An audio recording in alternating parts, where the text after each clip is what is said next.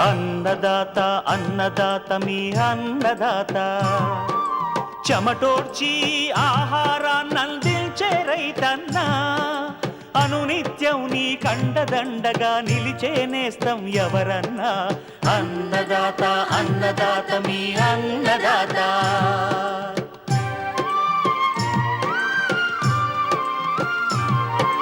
నూతన రీతుల సాగుబడికి నూరింతలు పెరిగే దిగుబడికి సూచనలిచ్చే సస్య రక్షణకు పశు పోషణకి శాస్త్ర విజ్ఞానం అందించి ముందుకు నడిపే తెలుగు రైతు భారతదేశానికి మకుటం అయ్యేలా తీర్చిదిద్దే ఆశయంతో మిమ్ము మేలు కొలిపేది అన్నదాత అన్నదాత అన్నదాత మీ అన్నదాత అన్నదాత అన్నదాత మీ అన్నదాత. అన్నదాత ప్రేక్షకులకు నమస్కారం. ఈనాటి ముఖ్యాంశాలు: వరిలో ఉధృతమవుతున్న కాండం కుళ్ళు తెగులు సమగ్ర నివారణ, చీనీ నిమ్మను నష్టపరుస్తున్న వేరుకుళ్ళు బంక తెగులు గజ్జి తెగులు నివారణ, ఉమ్మడి మహబూబ్ నగర్ జిల్లాలో సాగవుతున్న వేరుశెనగను నష్టపరుస్తున్న పొగాకు లద్దె పురుగు నివారణ చర్యలు, ఇంకా జై కిసాన్ వ్యవసాయ సమాచారం.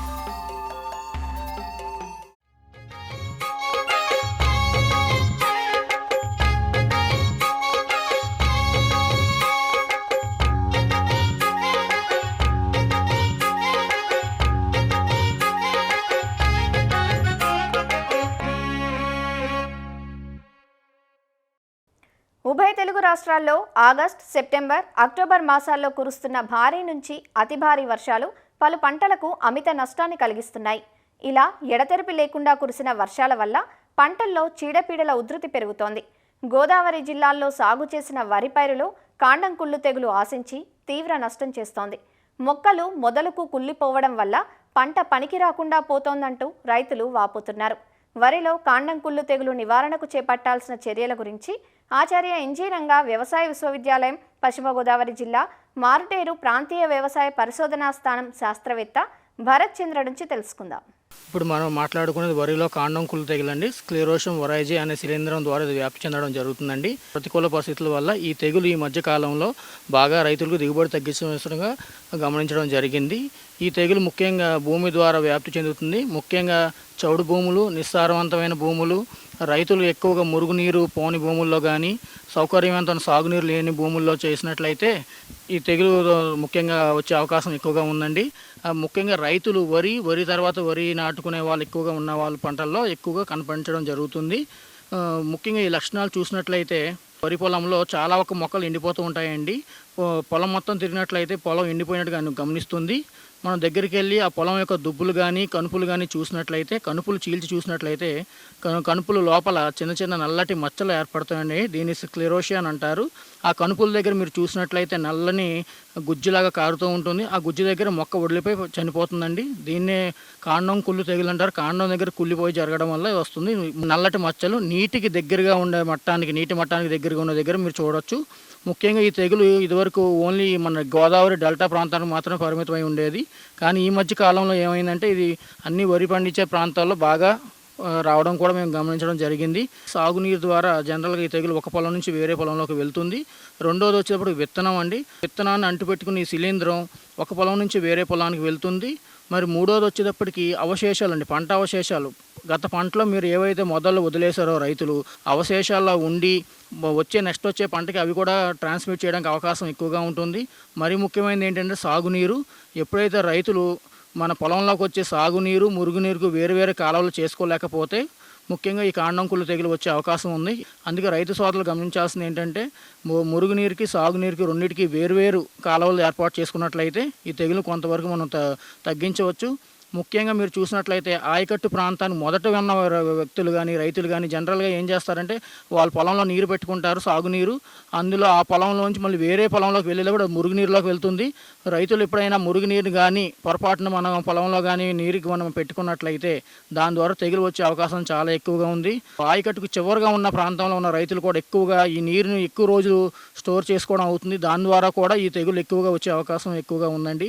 దీని యాజమాన్యంగా తెలుసుకున్నట్లయితే లోతైన దుక్కులు చేసుకోవాలండి. లోతు దుక్కులు చేసుకోవడం వల్ల ఈ శిలీంధ్ర బీజాలు ఏవైతే ఉన్నాయో అవన్నీ మన ఎండలకు బాగా ఎండిపోయి చనిపోతాయండి. గత పంట సంవత్సరంలో మనం వేసిన అవశేషాలు ఏవైతే ఉన్నాయో అవన్నిటిని మనం తొలగించుకోవాలి, వాటిని కాల్చివేయాలి. తర్వాత విత్తనం ద్వారా వ్యాప్తి చెందుతుందని మనం నేర్చుకోవడం కాబట్టి విత్తనం ద్వారా విత్తన శుద్ధి చేసుకోవాలండి. 1 గ్రాము కార్బన్ డేజం 1 కేజీ విత్తనానికి విత్తన శుద్ధి చేసుకోవడం ఒకటి. తెగులు తీవ్రత ఎక్కువ అయినట్లయితే మాత్రం మనము వాల్డామైసిన్ 2 ml లీటర్ నీటికి, లేదా టెబుకొనజల్ అనే ముందు బాగా పనిచేస్తుందండి 2 ml లీటర్ నీటికి, లేదా ప్రొపికొనజల్ 1 ml లీటర్ నీటికి బాగా తడిచేలాగా మనం బాగా చూసినట్లయితే ఈ తెగులు మొదల దగ్గర ఎక్కువగా ఉంటుంది. అందుకని మనం స్ప్రేయింగ్ చేసేటప్పుడు రైతు సోదరులు గమనించాల్సింది బాగా మొదలు తడిచేలాగా బాగా పిచికారీ చేసుకోవడం వల్ల బాగా ఉపయోగం ఉంటుంది. ఈ తెగులు మనం స్ప్రేయింగ్ చేసే టైంలో నీరు బాగా తగ్గించుకుని కొట్టించుకోవడం వల్ల చాలా ఉపయోగపడుతుందండి. చాలా వరకు ఈ యాజమాన్య పద్ధతులు సాగునీరు, మురుగునీరు, విత్తన శుద్ధి, విత్తనాన్ని ఎలా చేసుకోవాలి ఇట్లన్నిటి ద్వారా మనం తెగులు నివారించుకోవచ్చునండి.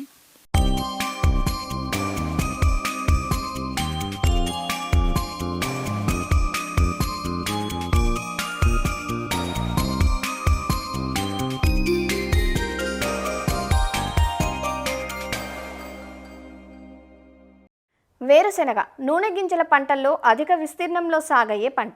వర్షాధారంగా ఖరీఫ్లోనూ, నీటిపారుదల క్రింద రబీ, వేసవి పంటలుగా అధిక విస్తీర్ణంలో సాగు చేస్తుంటారు. అలా ఉమ్మడి మహబూబ్ నగర్ జిల్లాలో సాగవుతున్న వేరుశెనగ ప్రస్తుతం పూత, ఊడలు దిగే దశలో ఉండగా ఈ దశలో పొగాకు లద్దె పురుగు నష్టం ఎక్కువగా ఉందంటూ రైతులు వాపోతున్నారు. సెప్టెంబర్ 18 తారీఖు నాడు పల్లీలు వేసిన అనంతపురం పోయి తీసుకొచ్చిన K6 వెరైటీ. ఈ వర్షాలు ఎక్కువ ఉండడంతో ఈసారి ఈ పురుగు పేను, ఈ లద్దె పురుగు, ఇవన్నీ రబ్బర్ పురుగులు ఇవి చాలా ఎక్కువ నష్టం చేస్తున్నాయి. దీన్ని ఇప్పటికే 2 సార్లు స్ప్రే చేసిన. ఈ పురుగు మందులకు ఈసారి ఖర్చు చాలా విపరీతంగా అవుతుంది. పురుగు పడడం వల్ల ఆకులు మొత్తం తినేస్తాయి. ఆకులు తినేస్తే గ్రోత్ ఉండదు. ఇప్పుడు ఆకులు మంచిగా ఉంటేనే ఊడలు మంచిగా దిగుతాయి, బుడ్డలు గట్టిగా అవుతాయి. పల్లి వేసినాం అంతా పురుగు అయింది 40 రోజులు దాటిపోయింది. ఇప్పటికేసి కూడా 3 సార్లు మందులు కొట్టినాం. మందులకు పెట్టుబడులకే సరిపెట్టేటుంది సార్. మేము పల్లి 2 ఎకరాలు వేసినాం. పల్లి కలకుర్తిలో తీసుకొచ్చినాం K6 వేసి నెల రోజులు అవుతుంది. వచ్చిన 15 రోజుల నుంచి మొత్తం పురుగు వాడి మొత్తం పురుగు తింటుంది. ఇప్పటికీ ఒకసారి మందు కొట్టినాం, 3000 అయింది. ఇప్పుడు మందు తెచ్చాం, మళ్ళీ కొట్టాలి రేపు. పురుగు మాత్రం చాలా ఉంది ఈసారి. పెట్టువాడు కూడా వెళ్తుందా వెళ్ళదా కూడా తెలియదు. దీనికి 2-3 సార్లు మందులు కొట్టవాటి ఈ వాతావరణం కూడా అనుకూలిస్తలేదు. ఊడలు దిగే మూమెంట్లో చేనంతా ఖరాబ్ అవుతుంది సార్. మేము 8 ఎకరాలు పల్లి చేను వేసినాము. దీనికి ఈసారి మందులు కొట్టుకో ఎక్కువ అవుతుంది, ఖర్చు కూడా ఎక్కువ వస్తుంది. ఈ అకాల వర్షాల వల్ల ఇంత పురుగు ఎప్పుడు చూడలేదు. ఒక 15 రోజుల క్రితం ఒకసారి కొట్టినాము, ఈరోజు మళ్ళీ కొడుతున్నాము. ఈ పురుగు కంట్రోల్ అవుతలేదు. ఇంకా మాకు ఏం మిగులుతావో ఏం కథనో. నేను వచ్చేసి ఒక 6 ఎకరాలు పల్లి వేసిన. పల్లి వేసి ఈ రోజుకి 40 రోజులు దాటింది. పొగాకు లద్దె పురుగు అయితే మొత్తం తినేస్తుంది పల్లి చేను. పెట్టుబడి కూడా వెళ్ళే పరిస్థితుల్లో లేదు. వేరుశెనగను అన్ని దశల్లోనూ ఆశించి నష్టపరిచే పురుగు పొగాకు లద్దె పురుగు. అన్ని పద్ధతులను విస్మరించి ఒక్క రసాయన మందులతో నివారించాలనుకుంటే ఈ పురుగు అదుపులోకి రాదు. మందులకు నిరోధక శక్తిని పెంచుకున్న లద్దె పురుగు నివారణకు సమగ్ర చర్యలు తప్పనిసరి. ఎర్ర పంటలు, యాంత్రిక చర్యలు, వేప మందులు, విషపు ఎరలు వాడటంతో పాటుగా రసాయన మందులను వాడుకోవాలి. వేరుశెనగలో పొగాకు లద్దె పురుగు నివారణకు చేపట్టాల్సిన సస్యరక్షణ చర్యలను తెలియజేస్తున్నారు మహబూబ్ నగర్ జిల్లా మిడ్జిల్ మండల వ్యవసాయాధికారి సిద్ధార్థ. మిడ్జిల్ మండలంలో దాదాపుగా 1700 ఎకరాల వరకు వేరుశనగ వేయడం అనేది ఈ యాసంగిలో జరిగింది. ఇది దాదాపు సెప్టెంబర్ అంటే చివరి వారము, తర్వాత అంతకుముందు 3వ వారం నుంచి కూడా సాగు అనేది బోయినపల్లి, మిడ్జిల్ ఇటువంటి ఏరియాస్లో వేశారు. అయితే ఇప్పుడు ఉన్న ఈ వాతావరణ కారణాల వల్ల లద్దె పురుగు అనేది చాలా ఎక్కువగా ఉధృతంగా కనిపిస్తున్నది. మనం కూడా ఈ రెగ్యులర్గా ఫీల్డ్ విజిట్ చేస్తున్నాము. బోయినపల్లి ఏరియాలో మనకి లద్దె పురుగు కనిపించడం జరిగింది. స్టార్టింగ్లోనే ఫెర్మోన్ ట్రాప్స్ అంటే లింగాకర్షక బుట్టలు వేసుకోవడం వల్ల ఏంటంటే ఇప్పుడు ఒక పురుగు దాదాపు 200 నుంచి 300 వరకు గుడ్లు పెట్టే అవకాశం ఉంటుంది. కాబట్టి వీటిని లింగాకర్షక బుట్టలు పెట్టుకున్నట్టయితే మగ జాతి పురుగు లింగాకర్షక బుట్టకి ఆకర్షణ పడిపోవడం వల్ల మనకు చాలా వరకు తగ్గించుకునే అవకాశాలు ఉంటాయి. ఇది ఒకటి పద్ధతి. అదేవిధంగా మనము దుక్కులు చేసుకునేటప్పుడు కూడా బాగా లో దుక్కులు చేసుకోవడం వల్ల కూడా కొంచెం ఆల్రెడీ దీంట్లో ఉన్న ఇంతకుముందు పంటలో ఉన్న ఏమన్నా చీడపడిలకు సంబంధించి ఉంటే కూడా తగ్గిపోవడం జరుగుతుంది. ముఖ్యంగా ఇంకో పద్ధతి ఏంటంటే 1 కిలో మోనోక్రోటోఫాస్, తర్వాత 1 కిలో బెల్లము, తర్వాత 4 నుంచి 5 కిలోల వరకు తవుడు తీసుకొని బాగా పాయిజన్ బేట్ అంటే విషపు ముద్దలు తయారు చేసుకొని సాయంత్రం పూట మనకి 4 గంటల తర్వాత భూమిలో పెట్టినట్టయితే ఈ పురుగు మెయిన్ రాత్రిపూట బయటికి వచ్చి ఆకులను తర్వాత వీటన్నిటిని కూడా నాశనం చేస్తుంది. మళ్ళీ పగలపూట అయ్యేసరికి లోపలికి వెళ్ళిపోతుంది అనమాట. కాబట్టి సాయంత్రం పూట ఈ పెట్టినట్టయితే అవి వాటి తిని చనిపోవడం జరుగుతుంది. ఇది ఒక పద్ధతి. అసిఫేట్ ఒక 400 గ్రాములు ఎకరాకు, తర్వాత ఎమామెక్టిన్ బెంజేట్ కూడా 200 గ్రాములు ఎకరాకు ఇవి స్ప్రే చేసుకోవడం వల్ల కూడా చాలా వరకు తగ్గే అవకాశాలు ఉంటాయి. ఇదొక పద్ధతి. తర్వాత వేపగింజల కషాయం మనం రైతులు వాళ్ళ ఇంటి దగ్గరనే తయారు చేసుకోవడం, లేదా మనకి నీమ్ ఆయిల్ కూడా దొరుకుతుంది. నీమ్ ఆయిల్ స్ప్రే చేసుకుంటే కూడా ఓబిసైడల్ ఎఫెక్ట్ ఉంటుంది నీమ్ ఆయిల్ స్ప్రే చేసుకున్నట్టయితే ఎకరాకి 1 లీటర్ వరకు వాటి యొక్క గుడ్లని పగిలిపోయి ఎటువంటి పురుగైనా కానీ, ఈ లద్దె పురుగైనా కానీ, ఇంకా ఎటువంటి పచ్చ పురుగైనా కానీ, ఎటువంటి పురుగులైనా కానీ తగ్గిపోయే అవకాశం ఉంటుంది. నీమ్ ఆయిల్ స్ప్రే కూడా రైతులు చేసుకోవాలి. అయితే ఇంకా ఎక్కువ ఉధృత ఉంది అంటే కనుక మనకి క్లోరాంత్రినిప్రోల్ ఒక 160 ml ఎకరాకి మనకి స్ప్రే చేసుకున్నట్టయితే కూడా పురుగు ఉధృత అనేది చాలా వరకు తగ్గించుకోవడానికి అవకాశాలు ఉంటాయి.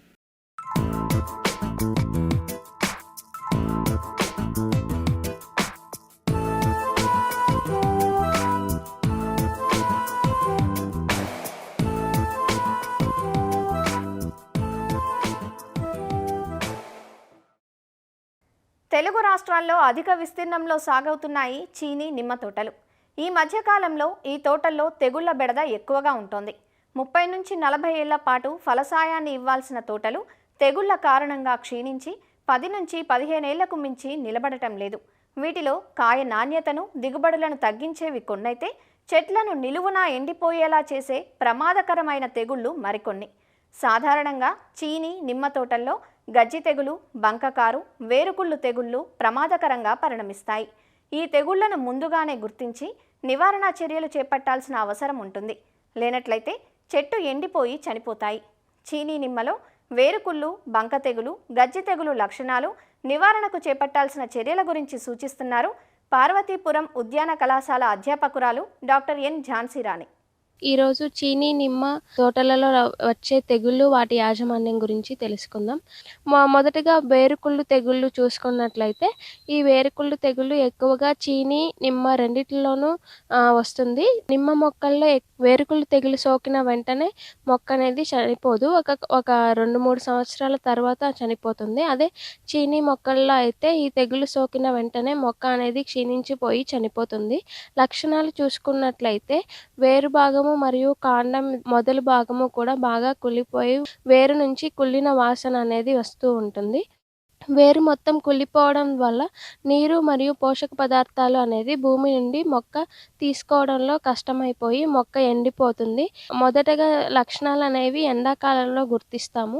ఆ తర్వాత వర్షాకాలంలో దీని తీవ్రత అనేది ఎక్కువగా ఉంటుంది. దీని నివారణ కోసం మనము కాండం యొక్క బెరడు అనేది తీసివేసి కుళ్ళిపోయిన కణజాలం మొత్తం కూడా తీసివేసి బోర్డో మిశ్రమము పేస్ట్ లాగా చేసుకుని ఆ కాండం మొదలకు రాయాలి. నీరు అనేది ఎక్కువగా మొక్క యొక్క మొదలకు తగలకుండా చూసుకోవాలి. పచ్చరొట్టె ఎరువులు అయినటువంటి జీలుగా, పిల్లి పెసుర ఇలాంటి వాటిని ఆ పాది చుట్టూ కొంత మట్టిని తీసివేసి ఈ ఆకులు అనేవి పచ్చిరొట్టె ఎరువుల యొక్క ఆకులు అనేవి వేసుకోవాలి. వేసుకున్న తర్వాత ఆ తీసేసిన మట్టితో మరి కప్పివేసి 1 గ్రాము సూపర్ ఫాస్ఫేట్ అనేది 1 లీటర్ నీటికి కలిపి ఆ మొక్కల మీద, ఆ పచ్చిరొట్టె ఎరువు వేసిన మొక్కల మీద సూపర్ ఫాస్ఫేట్ వేసి ఆ తర్వాత మట్టిని కప్పివేసి ఉంచాలి. తెగుళ్ళు సోకిన వెంటనే మ్యాంకో జబ్బు లేదా కార్బెండిజం అనేది లీటర్ నీటికి 1 గ్రాము చొప్పున కలుపుకొని చెట్టుకు 20 లీటర్ల చొప్పున పాది మొత్తం తడిచేలాగా వేసుకోవాలి. అదేవిధంగా ట్రైకోడర్మా విరిడే లేదా సూడోమోనాస్ ఫ్లోరిసెన్స్ అనేవి 100 గ్రాములు లీటర్ నీటికి కలిపేసుకొని కూడా ఇవి పాది మొత్తం తడిచేలాగా వేసుకోవాలి. ఇలాగా 20 రోజులు లేదా నెల రోజుల వ్యవధితో 3 నెలల పాటు వాడాలి. ఈ విధంగా వాడుకున్నట్లయితే వేరుకుళ్ళ తెగుళ్ళు అనేవి కొంతవరకు నివారించవచ్చు. తరువాత ముఖ్యమైనది ఏంటంటే బంక తెగుళ్ళు. ఇది 2 శిలీంధ్రాల ద్వారా కలుగజేస్తుంది. ఒకటి ఫైటోప్తెరా శిలీంధ్రము, ఇంకొకటి డిప్లోడియా శిలీంధ్రము. ఫైటోప్తెరా శిలీంధ్రం ద్వారా బంక తెగులు వ్యాపించినట్లయితే మొదటగా కాండం యొక్క మొదలు భాగం నుంచి బెరడు ఊడిపోయి అక్కడి నుంచి బంకలాగా కారడం అనేది చూస్తూ ఉంటాము. అదే డిప్లోడియా శిలీంధ్రం ద్వారా ఈ తెగుళ్ళు వ్యాపించినట్లయితే మనకి మొదలు కాకుండా పై భాగాన మరియు కొమ్మల యొక్క బెరడు అనేది ఊడిపోయి ఆ కొమ్మల దగ్గర పగుళ్ళు అనేవి చూస్తూ ఉంటాము. ఆ పగుల నుంచి బంక కారడము, అలా వచ్చిన కొమ్మలు అనేవి మొదటగా ఎండిపోతుంది. కొమ్మలు ఎండిపోయి ఆ తర్వాత ఆకులు కూడా వడిలిపోయి రాలిపోతుంది. తర్వాత మనం మొక్క మొదలు భాగం మొత్తం కూడా కుళ్ళిపోతుంది. వ్యాధి అనేది ఎక్కువగా ఉన్నట్లయితే వేరు వ్యవస్థ కూడా వ్యాపించి వేరు అనేది నల్లగా మారిపోయి కుళ్ళిపోతుంది. దీనివల్ల చెట్టు మొత్తం క్షీణించిపోయి చనిపోతుంది. దీని నివారణ చర్యలు తీసుకున్నట్లయితే దీనికి కూడా మనము నీరు అనేది నిల్వ ఉండకుండా చూసుకోవాలి పాదులలో. ఆ తర్వాత నీరు ఎక్కువగా ఇంకిపోయే అటువంటి నేలలలో మనము మొక్కలు నాటుకుంటే కొంతవరకు తగ్గించుకోవచ్చు. తెగులు సోకిన వెంటనే దీనికి 3 గ్రాముల మ్యాంకో జబ్బు లీటర్ నీటికి కలిపి మొక్క చుట్టూ పాదులు మరియు ఆ మొదలు పూర్తిగా తడిసే వరకు వేసుకోవాలి. ఈ విధంగా చేసుకుంటే మనము ఈ బంక తెగుళ్ళ నుంచి నివారణ అనేది చేసుకోవచ్చు. బ్యాక్టీరియా తెగుళ్ళు చూసుకున్నట్లయితే మొదటగా ముఖ్యమైనది గజ్జి తెగులు. దీనినే క్యాంకర్ మచ్చ అని కూడా అంటారు. లక్షణాలు చూసుకున్నట్లయితే గజ్జి లాంటి మచ్చలు అనేవి కాయ మీద మరియు కొమ్మల మీద, ఆకుల మీద తీవ్రత ఎక్కువగా ఉన్నట్లయితే కాండం మొదలు మరియు అప్పుడప్పుడు వేరు మీద కూడా గజ్జి లాంటి గోధుమ రంగు తెగుళ్ళు మచ్చలు అనేవి చూస్తూ ఉంటాము. దీని నివారణ కోసం మనము గజ్జి తెగుళ్ళు సోకిన కాండము మరియు కొమ్మలపై ఉన్న బెరడు అనేది తీసివేసి దానికి బోర్డో మిశ్రమము పూసివేయాలి. ఆ తర్వాత స్ట్రెప్టోసైక్లిన్ 1 గ్రాము మరియు బ్లైటాక్స్ లేదా కాపర్ ఆక్సీ క్లోరైడ్ 30 గ్రాములు 10 లీటర్ల నీటికి కలుపుకొని మొక్క మొత్తం తడిచేలాగా ఆకులు, కొమ్మలు మరియు పిందెలు అన్నీ తడిచేలాగా పిచికారీ చేసుకోవాలి. ఈ విధంగా 10 రోజులకు ఒకసారి అలా 2-3 నెలలు కంటిన్యూస్గా పిచికారీ అనేది చేసుకున్నట్లయితే మనం దీనిని కొంతవరకు తగ్గించుకోవచ్చు.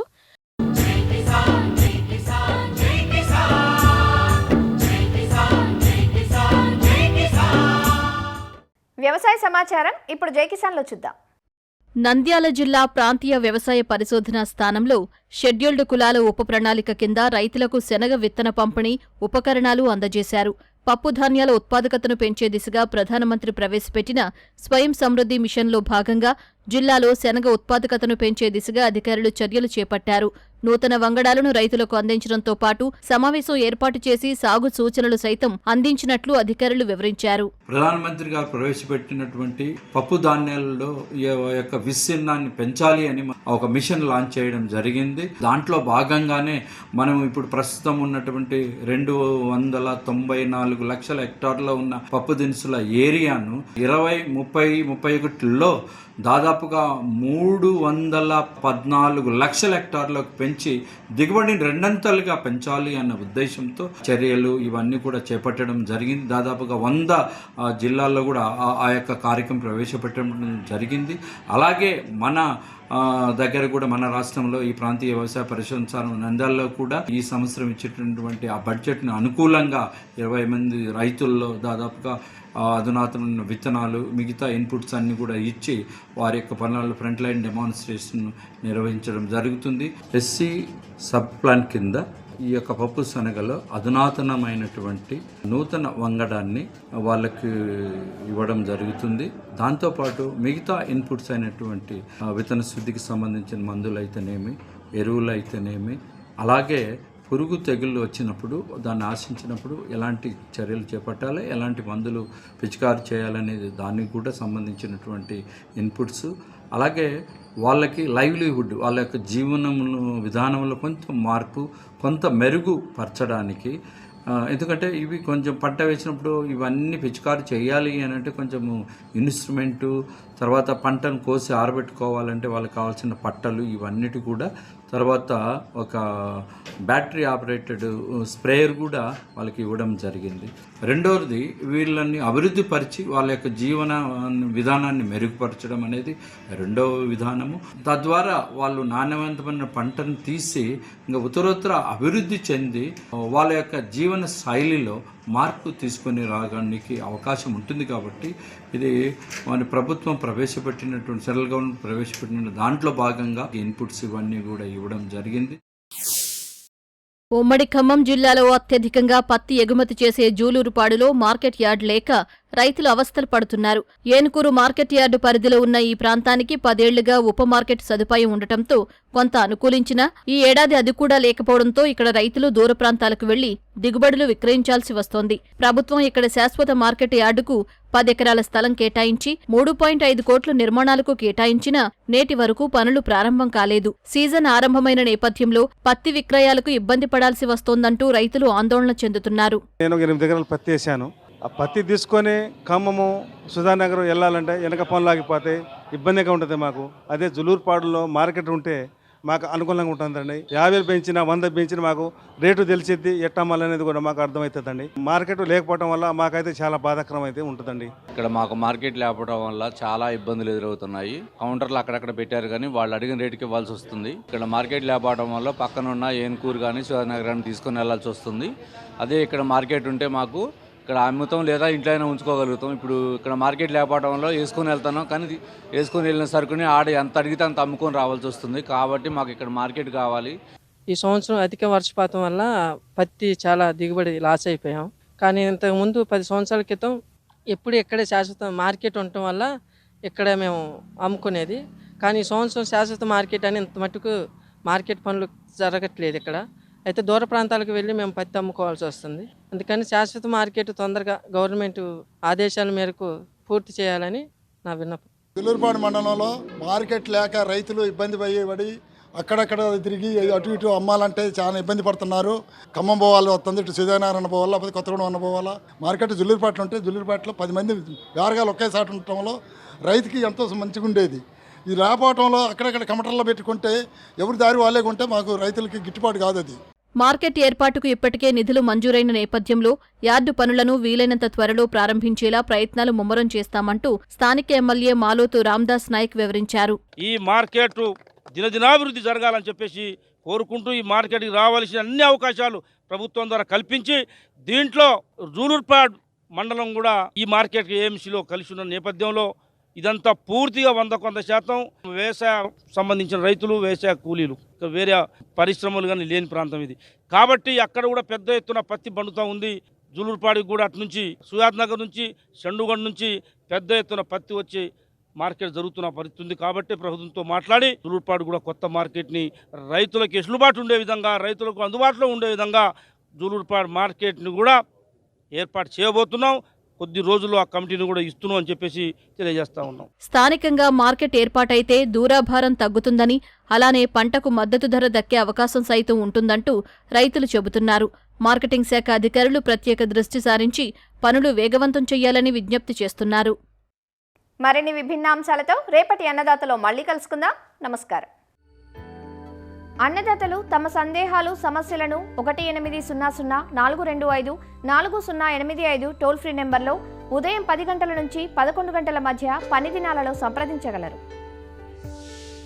ఈ కార్యక్రమాన్ని యూట్యూబ్లో www.youtube.com/annadaata ETV లింక్ ద్వారా వీక్షించవచ్చు.